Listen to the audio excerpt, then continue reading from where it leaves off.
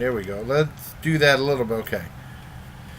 Hey, my Legion. How y'all doing today? As you remember, last weekend, George Romero sadly passed away. And then I saw on the many posts I saw on Facebook that Lynn Lowry was talking about Arrow releasing some of his earlier work. And there was 3 films. 2 of I heard of. One I never heard of at all. And the one I never heard of all was There's Always Vanilla. Like, what the heck was that? I never heard of that at all. At all.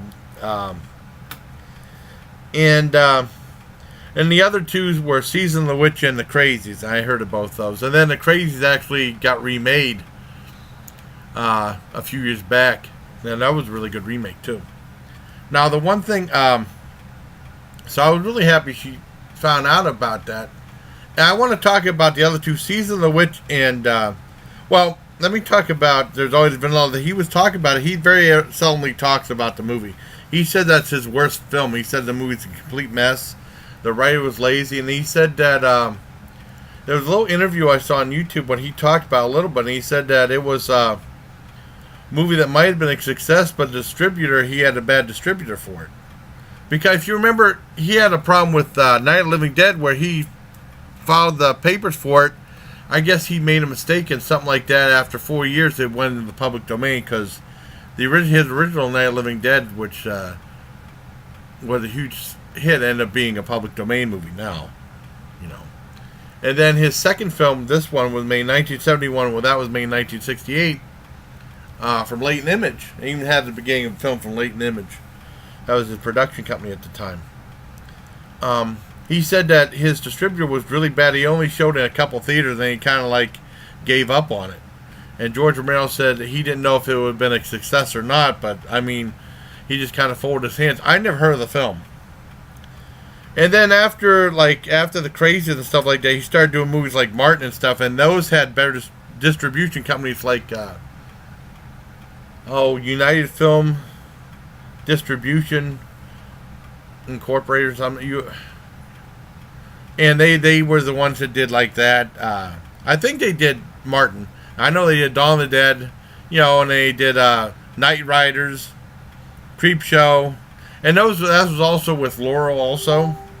And those got what happened was those ended up getting released on Thor and EMI, so a lot of people ended up seeing it.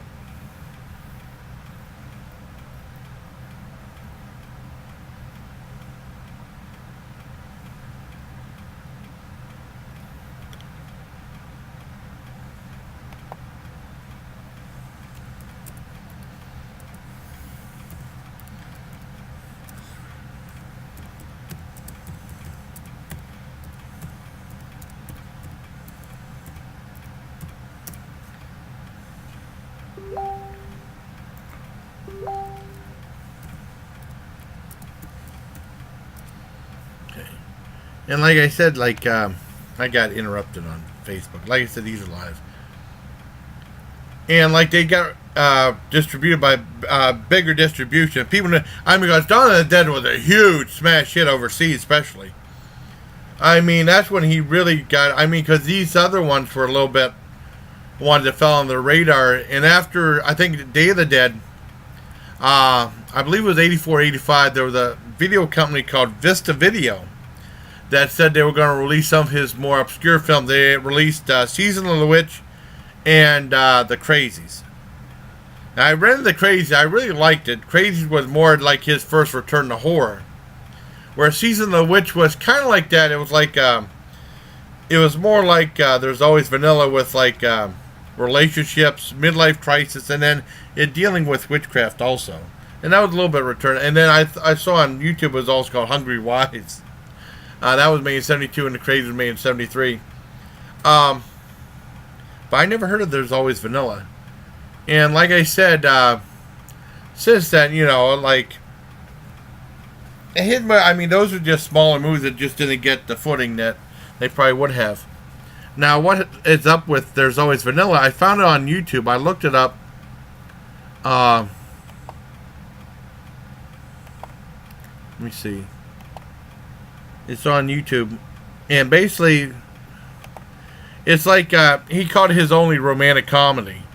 I don't really think it's a romantic comedy though, and it refers to this guy who's a, U.S. soldier who came back, and he's kind of a grifter, and he's a BSer. He's kind of obnoxious. He plays guitar and stuff like that, and he has like kind of like a relationship with this woman, and he has a kid with her. Well, she shows him his kid when he's like 6 or 7 or something like that, and he doesn't believe it's his kid. And then there's another girl that played that young girl, Judy, if I'm not mistaken, from Night of the Living Dead, whose jacket got caught in the truck where and it blew up in Night of the Living Dead. She plays this one lady that does like commercials and stuff. And Leighton Image was famous for doing commercials. Oh, and also they showed like a clip. I guess George Romero did some work for Mr. Rogers' Neighborhood. He did that film, Mr. Rogers Gets a Tonsillectomy. Because he said that anyone in Pittsburgh usually end up doing work for Fred Rogers. He said he was a great guy. And they ended up meeting. Well, what really it's basically a dialogue movie and about relationships and and he's like the guy that the soldier's like narrating throughout the movie. And they started with something neat in New York, showing this giant machine, saying this machine, with the older people saying that they like it and the younger people saying they don't really like it that much. And it revolves around like the counterculture and the free love era of the 60s, going into the 70s and stuff like that. And what really kind of sold the movie for me was they showed some scenes with him and his dad. Now, we're actually good and kind of funny in some parts. And eventually, they run into each other. That girl from the ad executive, and then him. And they have a relationship, and they have a kid, and she gets pregnant. I don't want to give away any more than that. It's a very unusual movie, and the ending is very strange, but and poignant in a lot of ways. Now, George Romero said, he said he didn't know if the movie would have been a success or not. Do I think it would have been a success? Probably not. Would I have watched it if it wasn't directed by George Romero and had ties to Night of the Living Dead? Probably not. I just found out about a week ago, and I looked up at Lynn Lowry's thing. I couldn't even remember the title. And it explains why it's called There's Always Vanilla. And they have a thing on YMDb about it. On Wikipedia about it. But I liked the movie. I liked how I liked it.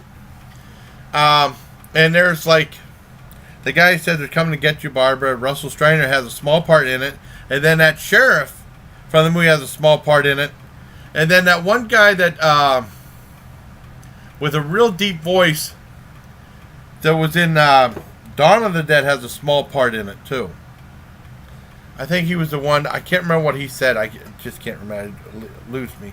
But I wanted to do this in memory of George Romero, and I wanted to see the movie. It's very unusual. I mean, it's an hour and 33 minutes. Some people might like it. Some people might not. I don't mind it. I'm not into the whole romantic comedy thing. I like Harold and Maude and stuff like that. But I think this is pretty good. I don't think it's that funny. But I was entertained by it. I liked how the strangeness of the ending and the part where he was in the tree and the stuff with him and his dad were the best. That was the best stuff. So I give this a 8 out of 10. I enjoyed it. So I hope you like this very obscure review. Well, a review of a very obscure Herschel Gordon Lewis movie. And I was wondering, when I was looking it up, I was wondering why the heck didn't Something Weird Video release this, and it was released on DVD from Something Weird Video. I guess this is in the Anchor, and released in the Anchor Bay Entertainment DVD release of Season of the Witch, because it's very similar to that. So I hope you like this video, and until next time, bye please. Take care, my legion. Meredith is texting me again. Whoop.